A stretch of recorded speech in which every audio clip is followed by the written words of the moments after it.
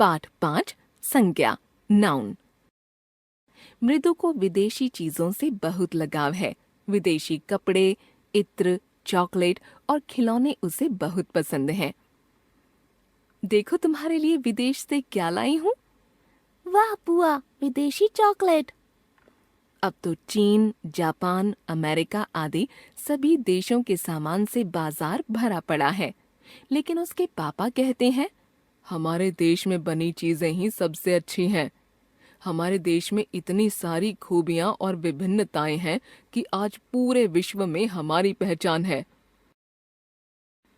इस चित्रकथा में आए रंगीन छपे शब्द नाम हैं, जिन्हें संज्ञा कहा जाता है, अर्थात नाम ही संज्ञा है। नाम अनेक प्रकार के होते हैं, जैसे प्राणियों के नाम मृदु, बुआ, पापा। स्थानों के नाम बाजार, चीन, जापान, अमेरिका, विदेश, देश, विश्व। भावों के नाम लगाव, खूबियां, विभिन्नताएं, पहचान। वस्तुओं के नाम कपड़े, इत्र, चॉकलेट, खिलौने, सामान, चीजें। जिन शब्दों से किसी व्यक्ति, प्राणी, वस्तु, स्थान या भाव का बोध हो, वे संज्ञा कहलाते हैं। संज्ञा के भेद। संज्ञा के 3 भेद हैं। संज्ञा 1 व्यक्तिवाचक संज्ञा, 2 जातिवाचक संज्ञा, 3 भाववाचक संज्ञा। व्यक्तिवाचक संज्ञा। प्रत्येक वर्ष 26 जनवरी को भारत की राजधानी नई दिल्ली में गणतंत्र दिवस मनाया जाता है। इस दिन राजपथ से लाल किले तक भव्य परेड का आयोजन होता है और राष्ट्रपति परेड की सलामी लेते हैं। उपर्युक्त वाक्यों में रंगीन छपे शब्द विशेष नाम हैं, जैसे भारत विशेष नाम, 26 जनवरी विशेष तिथि, नई दिल्ली विशेष शहर, गणतंत्र दिवस एक विशेष पर्व, राजपथ विशेष पथ और लाल किला विशेष इमारत है। इन्हें व्यक्तिवाचक संज्ञा कहा जाता है। जिन संज्ञा शब्दों से किसी विशेष व्यक्ति, प्राणी, विशेष वस्तु या विशेष स्थान का बोध होता है, उसे व्यक्तिवाचक संज्ञा कहते हैं। कुछ अन्य व्यक्तिवाचक संज्ञाएं। देशों के नाम फ्रांस, रूस, अमेरिका, कनाडा आदि।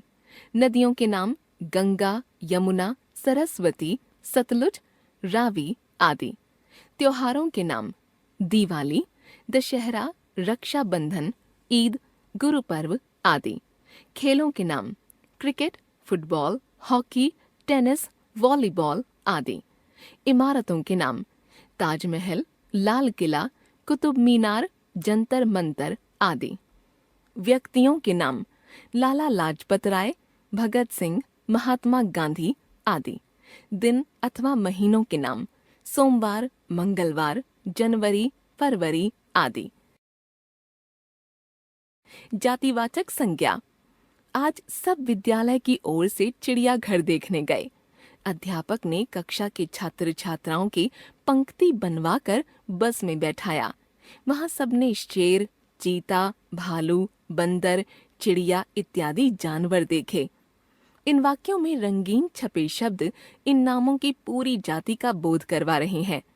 ऐसे शब्दों या नामों को जातिवाचक संज्ञा कहते हैं। जिन संज्ञा शब्दों से किसी व्यक्ति, प्राणी, वस्तु या स्थान की संपूर्ण जाति का बोध हो, उन्हें जातिवाचक संज्ञा कहते हैं।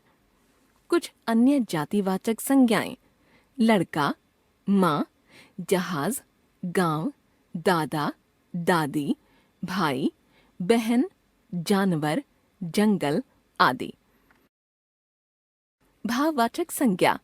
ताजमहल की सुंदरता देखने के लिए देश विदेश से लोग आते हैं।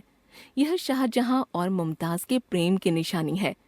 इस अनुच्छेद में रंगीन छपे शब्द किसी भाव या गुण के नाम हैं, जिन्हें हम हाथों से छू नहीं सकते बल्कि महसूस कर सकते हैं। ऐसे संज्ञा शब्दों को भाववाचक संज्ञा कहते हैं। जिन संज्ञा शब्दों से किसी व्यक्ति, प्राणी, वस्तु या स्थान के गुण, दोष या अवस्था का बोध हो, उन्हें भाववाचक संज्ञा कहते हैं। कुछ अन्य भाववाचक संज्ञाएं बुराई, भलाई, मेहनत, स्नेह, लज्जा, सुगंध, मिठास, ऊंचाई, दर्द, आनंद आदि। हम जान गए संज्ञा, व्यक्ति, प्राणी, वस्तु, स्थान या भाव का नाम संज्ञा। संज्ञा के 3 भेद: व्यक्तिवाचक, जातिवाचक, भाववाचक। विशेष व्यक्ति, वस्तु अथवा स्थान का बोध, व्यक्तिवाचक संज्ञा। किसी व्यक्ति, वस्तु या स्थान की संपूर्ण जाति का बोध, जातिवाचक संज्ञा। किसी व्यक्ति, वस्तु या स्थान के गुण, दोष या अवस्था का बोध, भाववाचक संज्ञा।